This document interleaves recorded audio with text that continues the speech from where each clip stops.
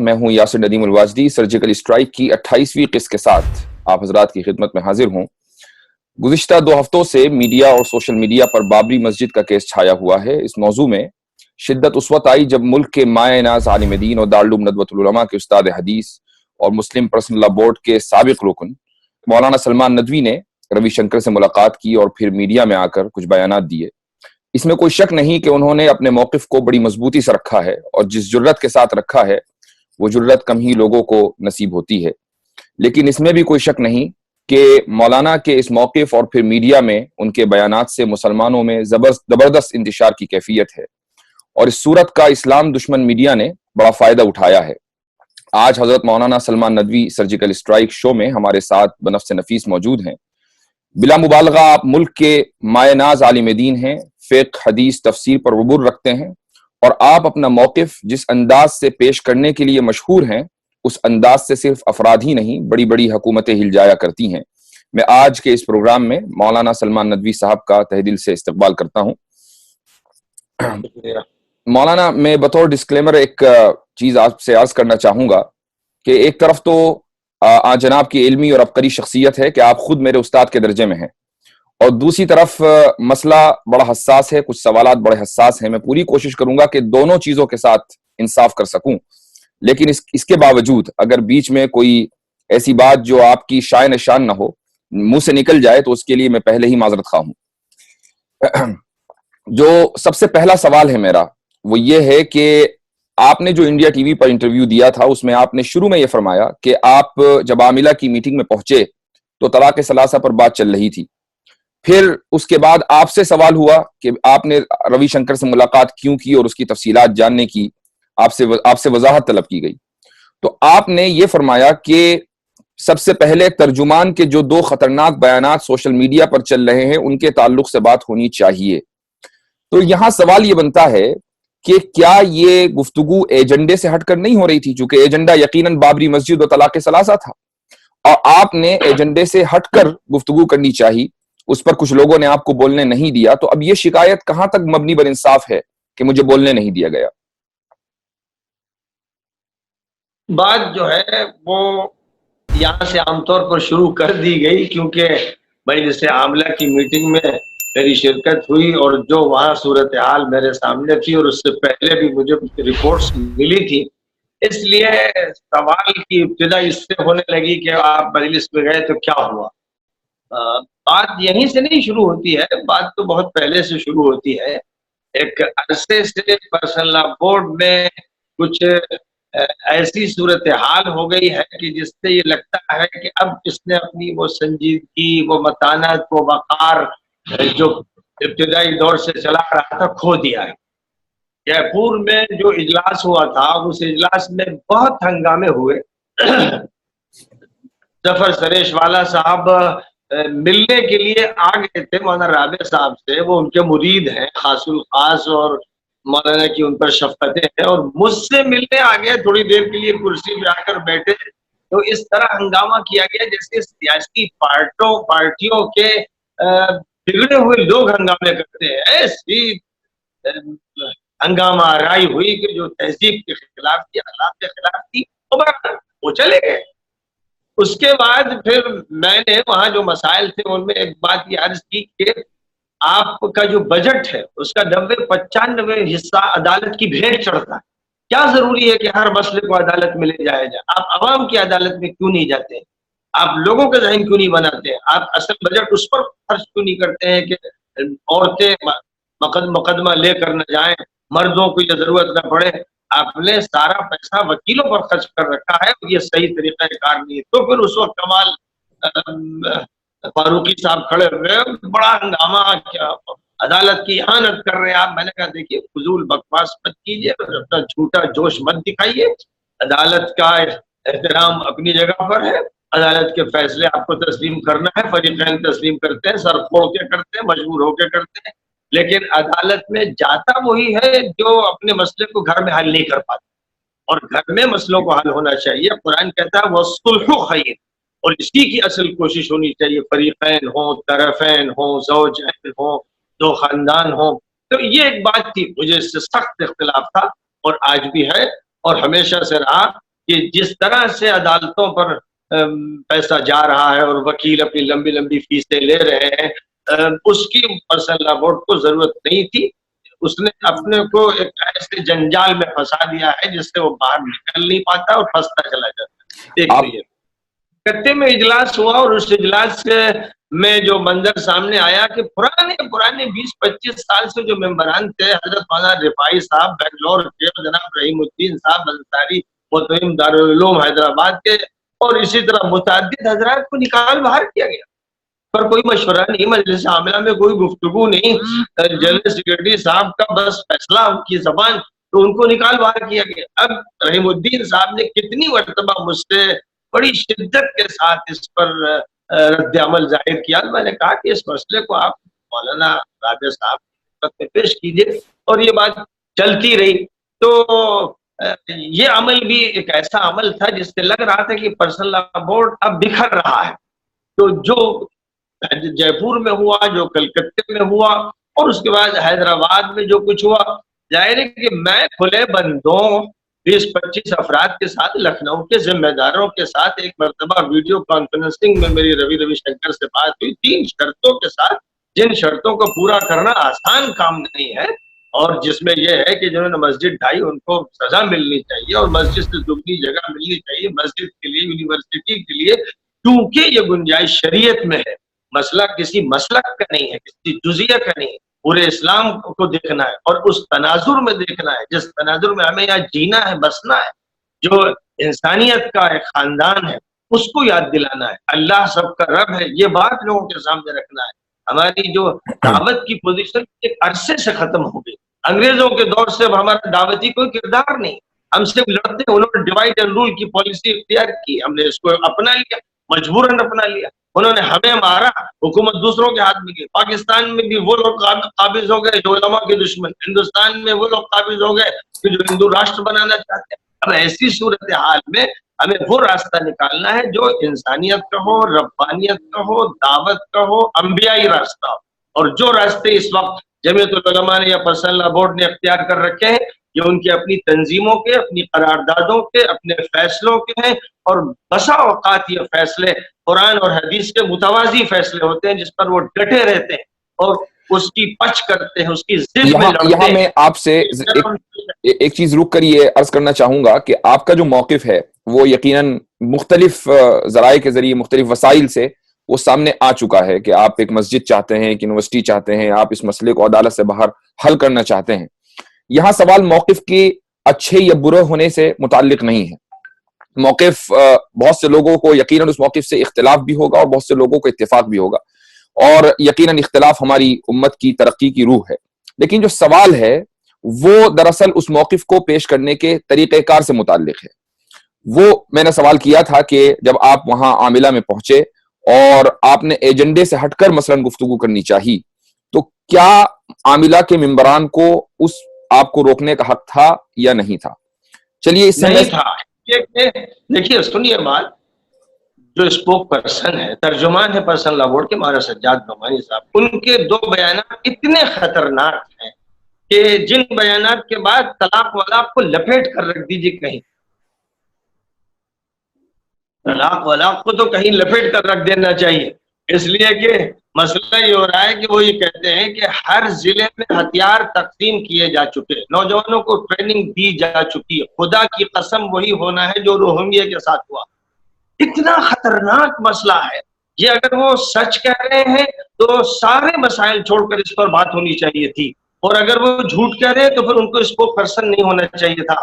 سوال یہ ہے کہ اس کی پچ کیوں ہو رہی ہے، اس کو ٹالا کیوں جا رہا ہے؟ اتنا سنگین مسئلہ کہ پھر لاشیں ہوں گی نا، مولانا ولی کی، مولانا رابع کی، ہماری سب کی لاشیں ہوں گی. قبرستان کی تلاش کیجیے. جب وہ قسم کھا کے کہہ رہے ہیں کہ یہی ہونا ہے، تو اس کے بعد میرا یہ کہنا ہے، وہ میرے بغل میں بیٹھے ہوئے تھے، کہ اس مسئلے پر پہلے غور کیجیے. ایجنڈا پہ ایجنڈا میں نہیں مانتا ہوں. ایجنڈا قرآن کی آیت ہے، ایجنڈا حدیث ہے. اتنا بڑا مسئلہ ہے جس میں جانوں کے جانے کا مسئلہ ہے، اس پر غور نہیں ہو رہا ہے. اسی طرح وہ یہ فرما رہے تقریر میں، کھلی تقریر جو پھیل گئی، نیٹ پہ پڑی ہوئی ہے، کہ RSS کے کیمپوں میں جاتا رہتا ہوں اور ان کے ذمہ داروں سے میرے ذاتی تعلقات. اب یہ دو اتنی خطرناک باتیں کہ بھائی ان پر اسی مجلس میں سوال ہو جاتا کہ بھائی مولانا آپ وضاحت کر دیجئے، پھر مجھ سے میری بات پوچھی جاتی. اب یہ کہ صاحب ایجنڈا ہے، یہ قرآن کی آیت یوں ہے الحمدللہ رب العالمین کے بعد الرحمن الرحیم ہوگا، بیچ میں کوئی آیت نہیں آئی ہوگی، میں تو اس کو نہیں مانتا، اس کے خلاف ہوں، ایسے ایجنڈے کو میں تھوک دیتا ہوں. دو تقریروں کا آپ نے حوالہ دیا مولانا سجاد نعمانی کی، اور اسی انڈیا ٹی وی کے انٹرویو میں آپ نے یہ بھی کہا کہ اس بیان سے، جو مولانا کا جو بیان ہے کہ میں آر ایس ایس کے کیمپوں میں جاتا رہتا ہوں، یہ پتہ چلتا ہے کہ گویا کہ آر ایس ایس سے ان کے روابط ہیں. اور آپ نے یہ بھی فرمایا کہ ایسا لگتا ہے کہ بورڈ کو آر ایس ایس ڈکٹیٹ کر رہا ہے. لیکن اگر آپ ان دونوں تقریروں کو دیکھیں، دونوں بیانات کو سامنے رکھیں، تو دونوں میں بظاہر تضاد تو ہو سکتا ہے، لیکن اس سے یہ ثابت کہیں نہیں ہوتا کہ مولانا کے ذریعے بورڈ میں آر ایس ایس کا انفلوئنس ہو چکا ہے. اس لیے کہ اگر وہ ایک طرف یہ کہہ رہے ہیں کہ میرے آر ایس ایس کے لوگوں سے ذاتی تعلقات ہیں، اور اس سے آپ یہ نتیجہ نکالتے ہیں کہ بورڈ میں آر ایس ایس کا انفلوئنس ہے، تو پھر یہ کیسے ممکن ہے کہ دوسری تقریر میں مولانا آر ایس ایس سے ڈرانے بھی لگیں اور اس کے اوپر یہ بھی الزام لگانے لگیں کہ وہ لاکھوں اور کروڑوں لوگوں کی ایتھنک کلینزنگ کرنے والی ہے؟ یہ تو دونوں میں تضاد تو ہو سکتا ہے. معلوم ہوا کہ مولانا کی باتوں میں کنٹرڈکشن ہے، اور وہ بورڈ کے ترجمان ہیں. اگر وہ صرف خانقاہ کے پیر ہوتے، کسی مدرسے کے استاد ہوتے تو موضوع الگ ہوتا، لیکن جب وہ بورڈ کے ترجمان ہو کر اتنی اہم و سنگین باتیں کر رہے ہیں تو بورڈ کو نوٹس لینا چاہیے. اتنی اہم باتوں پر نوٹس نہ لیا جائے، اور پہلی مجلس عاملہ ہو رہی ہے ان تمام باتوں کے بعد، اور میں توجہ دلا رہا ہوں کہ ان پر نوٹس لے لیجیے، پوچھیے ان سے بھی تو معلوم کیجیے کہ آخر یہ بیانات کیسے دے دیے انہوں نے. اور رہا استنتاج، تو یہ کوئی فقہی مسئلے کا استنتاج نہیں ہے، یہ تو ایک بات یہ ہے کہ جو آدمی ترجمان اتنے بڑے بورڈ کا وہ آر ایس ایس کے ذمہ داروں سے ملتا ہے، اس کے روابط نہیں، یہ تو بڑی خطرناک بات ہے. اور اس میں یعنی ایک خدشہ بیان کیا گیا کہ اس کا مطلب یہ ہوا کہ جب ترجمان کے روابط ہیں اور ترجمان ہی جو ہوتا ہے ضمیر کو بیان کرتا ہے، اس لیے پرسنل بورڈ تو مشکوک ہو جائے گا. مقصد یہ ہے کہ نہیں کہ صاحب آر ایس ایس سے اس کا تعلق ہو گیا، میں جانتا ہوں، دنیا جانتی ہے کہ یہ صورتحال نہیں ہے، لیکن جہاں تک تعلق ہے کہ جب ترجمان یہ باتیں کرے گا تو وہ ساری باتیں پرسنل بورڈ پہ جائیں گی. اگر آپ کی ذاتی رائے آر ایس ایس کے تعلق سے جانی جائے تو آپ کیا فرماتے ہیں آر ایس ایس کے تعلق سے؟ کیا واقعی وہ جنگجو سے میں یہ کہتا ہوں آر ایس ایس کا بہت بڑا ہولڈ ہے اس ملک میں، اس کی حکومت چل رہی ہے اور آج اسی کی پارٹی بی جے پی کام کر رہی ہے. 1925 میں آر ایس ایس قائم ہوئی اور 1920 میں جمیعت العلماء قائم ہوئی. اب دونوں کا موازنہ کر کے دیکھ لیجیے جمیعت العلماء کہاں لے گئی کہ سیکٹر کمیٹی کی رپورٹ کے مطابق مسلمانوں کی نمائندگی انگریزوں کے آخری دور میں 35% تھی اور آج 1% نہیں. تو مسلمان صفر تک پہنچ گئے.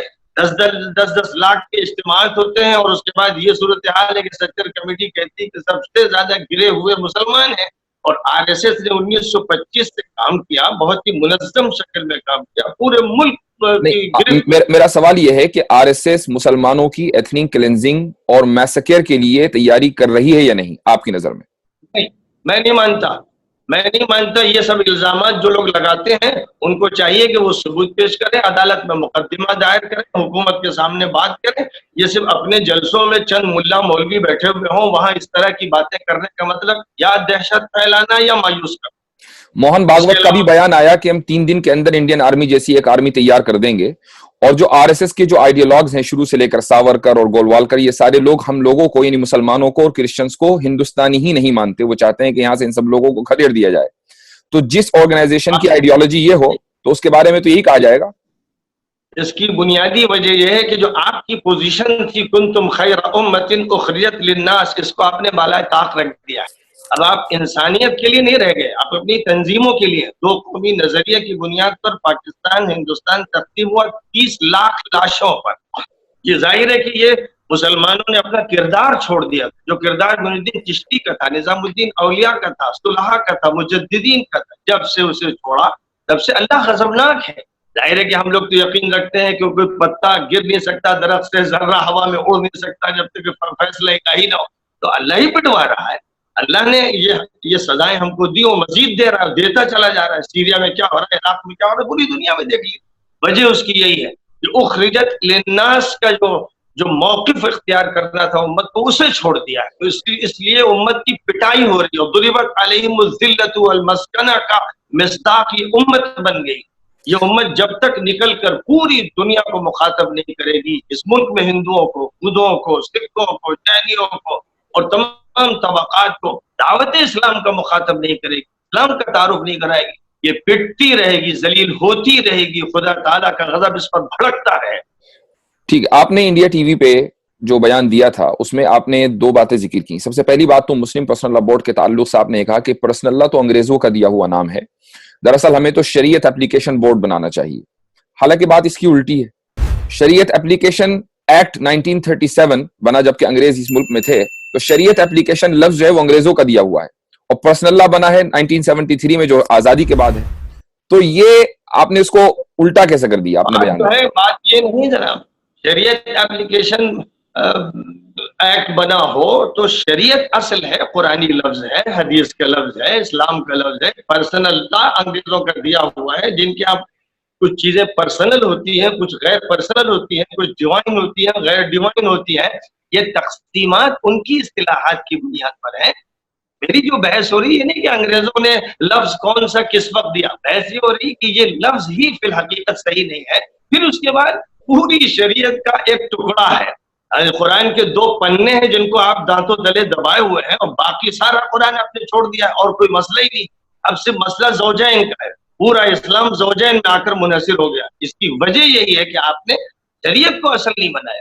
اگر شریعت کی تحفظ سے زیادہ شریعت کی اشاعت، شریعت کا تعارف، شریعت سب کے لیے ہے، شریعت صرف مسلمانوں کے لیے نہیں ہے، شریعت سارے ہندوؤں کے لیے، شریعت عیسائیوں کے لیے، یہودیوں کے لیے. اللہ کی شریعت ہے، اللہ سب کا رب ہے، اللہ کا قانون سب کے لیے. یہ بتایا کبھی آپ نے؟ تو ہمیشہ اس طرح بتایا کہ یہ ہماری جائیداد ہے، ہم ہیں اجارہ دار اس کے. تو ظاہر ہے کہ اللہ میاں دیکھ رہا ہے کہ یہ تحریف کر رہے ہیں، یہ ہمارے دین کی تحریف کر رہے ہیں. میں سب کا رب ہوں، یہ بتا رہے نہیں میں اس سے مسلمانوں کے رب ہے. نبی سب کے رسول ہے، یہ کہتے ہیں ہمارے رسول ہیں. قرآن سب کی کتاب، یہ کہتے ہیں ہماری کتاب ہے.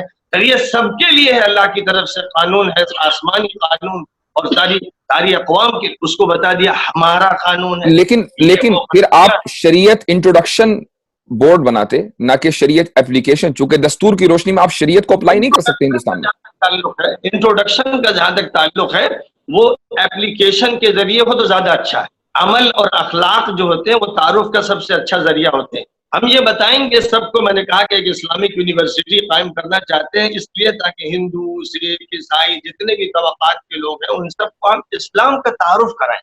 یہ ایک ایسا بہترین موقع ہے تعارف اسلام کا کہ آج غیر مسلم بھی اس کا استقبال کر رہے ہیں، اس کے لیے وہ تیار ہے. آج جو اس راستے کو روکے گا، کل خدا کے ہاں وہ پکڑا جائے گا کہ اس نے دعوت کے راستے کو روکا، اس نے بھائی چارے کے راستے کو روکا، اس نے تعارف اسلام کے راستے کو روکا، اس نے ہماری اس مسجد کے بننے کے راستے کو روکا جس میں نمازیں ہوتی، ذکر ہوتا، اعتکاف ہوتا، تلاوت. اس نے جھگڑے کی مسجد میں جانیں کھپا دی، ہزاروں انسان شہید ہو گئے 92 میں. اب دوبارہ اب انہی کی طرف سے کہا جا رہا ہے کہ ہر ضلع میں تیاری ہے. ٹھیک ہے بھائی، اب میسیکر کے لیے تیاری کر رہا ہے پرسنل لا بورڈ جمیعت العلماء.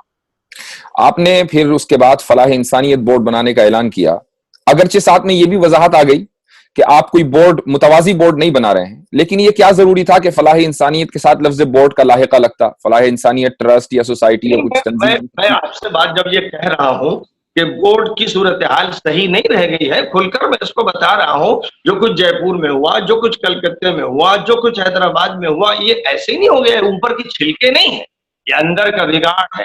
اور موقف میرا عدالت میں سارے مسائل لے جانا، اس کے بارے میں میرا موقف ان کے خلاف ہے. طلاق کے مسئلے میں میں نے پہلے دن یہ کہا تھا کہ جب اس کی گنجائش ہے کہ ایک مجلس کی 3 طلاقیں ایک شمار ہوتی ہیں، اور بہت سے محدثین و فقہاء اس طرف گئے ہیں تو اس کو اختیار کرتے تو آج یہ ذلت نہ ہوتی. سپریم کورٹ نے طلاق کا مسئلہ ختم کر دیا کہ 3 طلاق لغو ہے، بے معنی ہے. پھر اس کے بعد پارلیمنٹ نے جو بل پاس کیا وہ بل منظور ہونا ہے. جناب اویسی صاحب نے مجلس عاملہ میں مخاطب کرتے ہوئے ذمہ داروں کو یہ فرمایا تھا کہ یہ آپ کا بل اب اسی حالت میں رہے گا کیونکہ اپریل میں بی جے پی کی اکثریت راجیہ سبھا میں ہونے والی ہے. یہ بات انہوں نے کہی تھی، جس کا مطلب یہ کہ کچھ ترمیم ورمیم ہونی نہیں. تو یہ ساری شکستوں پہ شکستیں جو پرسنل لا بورڈ کو ہو رہی ہیں، غلط حکمت عملی، غلط پالیسیوں کی وجہ سے ہو رہی ہیں. اور بابری مسجد کے بارے میں جو ان کا موقف ہے، میں کہتا ہوں لوگ لکھ لیں، اس کو لکھ لیں کہ سوائے اس کے کہ یہ قتل و قتال اور نفرت کی آگ لگانے کا راستہ ہے اور کوئی نہیں، اس کا انجام اچھا نہیں. نہیں، ہم چاہتے ہیں کہ میرا سوال یہ ہے کہ فلاح انسانیت ایک متوازی بورڈ ہے یا متوازی بورڈ نہیں ہے؟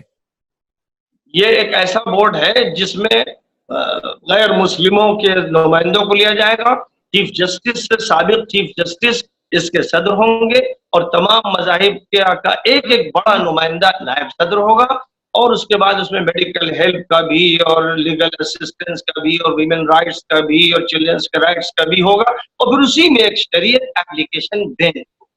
ہماری کوشش یہ ہے کہ جیسے پرانے دور میں مہاراجاؤں کے دور میں پہلی صدی میں جیسے علامہ سید سلیمان ندوی نے لکھا، میں نے بھی اپنے رسالے میں حوالہ دیا کہ یہاں قاضی شرعی ہوتے تھے، تو اب قاضی شرعی والی حیثیت ہو اور حکومت منظوری دے تاکہ قاضی اپنی بات جو کہے اور جو فیصلہ کرے اس کا نفاذ ہو سکے۔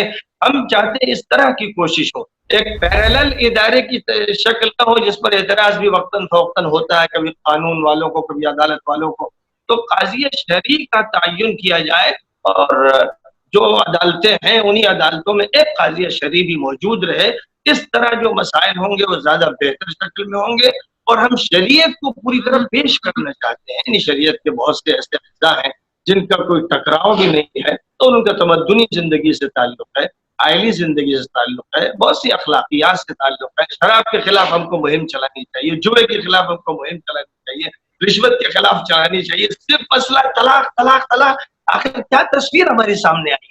آج جو گد بنی ہے، جو میڈیا پر گد بنی ہے علماء کی، اور جو گد بنی پرسنل لا بورڈ کی طلاق ثلاثہ کے موضوع پر، اس سے زیادہ میں تصور نہیں کر سکتا کہ اور کچھ ہو۔ میں اسی پر سوال اگلا کرنے والا تھا کہ آپ خود فرما رہے ہیں کہ مسلمانوں کی، علماء کی اور بلکہ شریعت کی بھی گد بنائی گئی ہے میڈیا کے اوپر، تو کیا پھر اسی میڈیا کو، دجالی میڈیا کو استعمال کر کے مسلم پرسنل لا بورڈ کے خلاف جو بھی آپ کا موقف آیا یا جو بھی آپ کی بات آپ نے رکھنی تھی، کیا وہ اس دجالی میڈیا کو اختیار کر کے رکھنی چاہیے تھی؟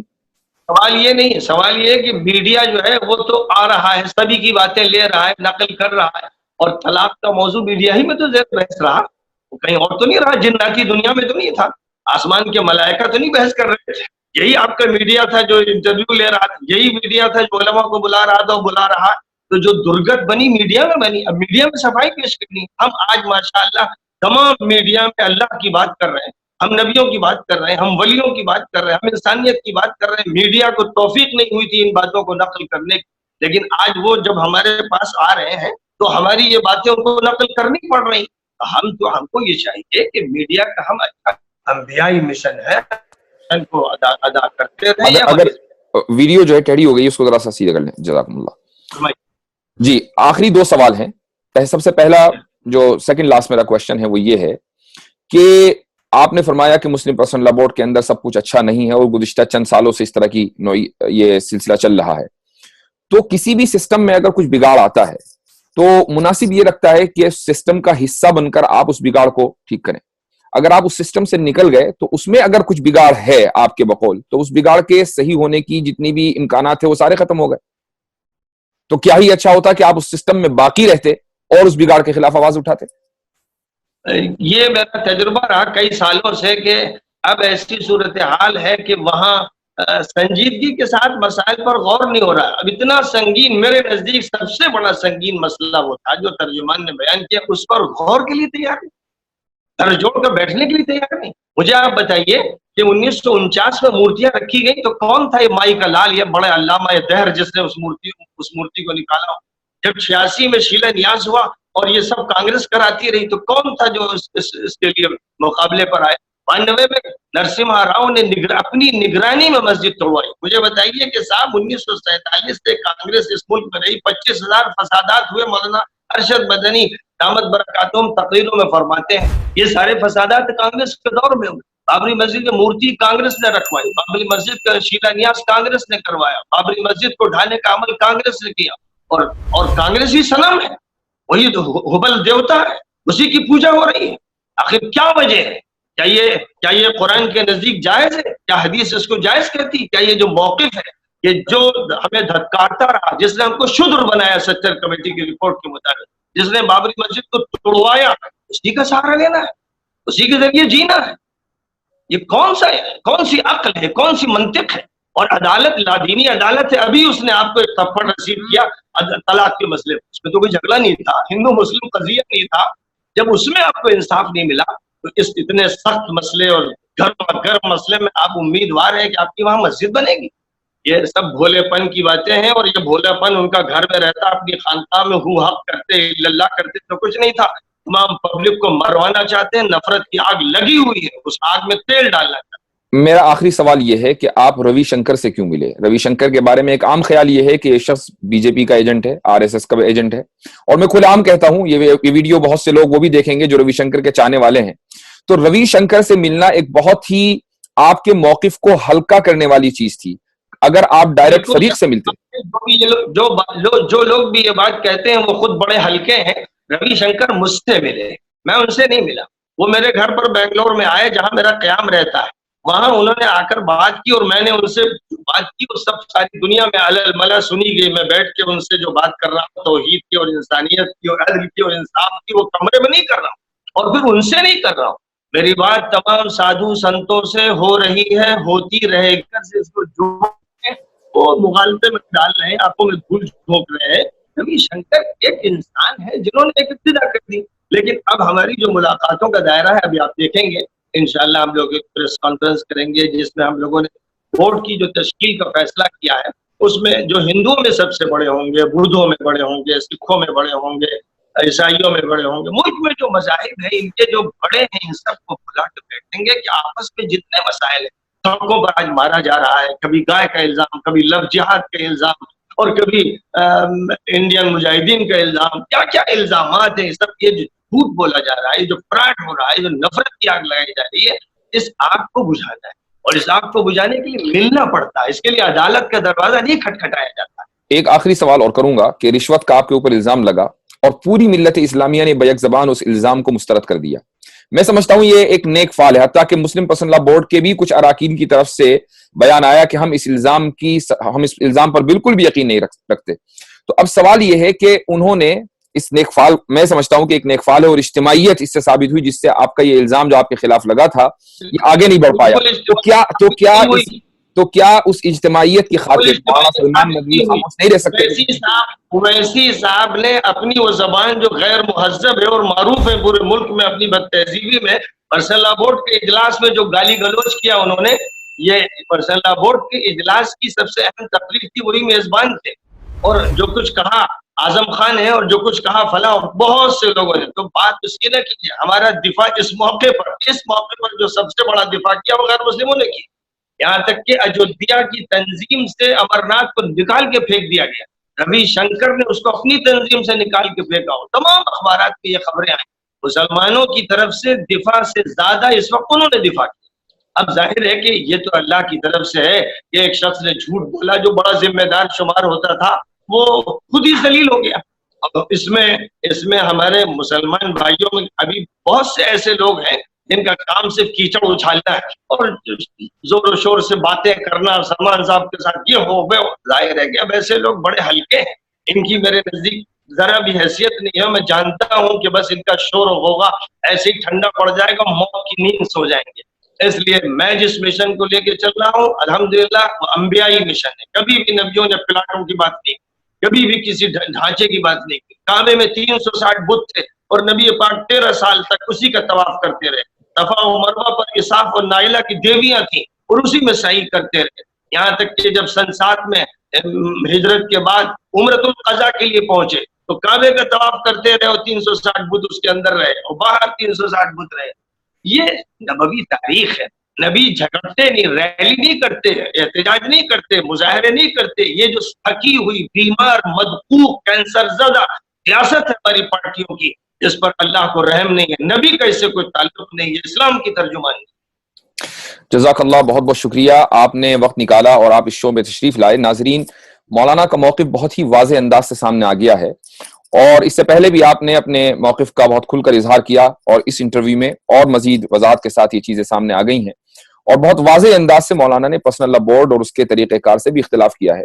ہمارا اور آپ کا جو اس کے مقابلے میں رویہ ہونا چاہیے وہ محض خالص علمی اور دینی ہونا چاہیے. اگر ہمیں مولانا کے موقف سے اتفاق ہے تو ہم اس اتفاق کا اظہار کریں، اگر اختلاف ہے تو پھر اس کے باوجود بھی ہم دائرہ کار میں رہتے ہوئے، دینی حدود میں رہتے ہوئے اختلاف کا اظہار کریں، لیکن کچھ دنوں سے سوشل میڈیا پر اور کچھ افراد نے اپنے تحریروں کے ذریعے، اپنی تقریروں کے ذریعے جو طریقہ کار اختیار کیا ہے وہ قطعاً غیر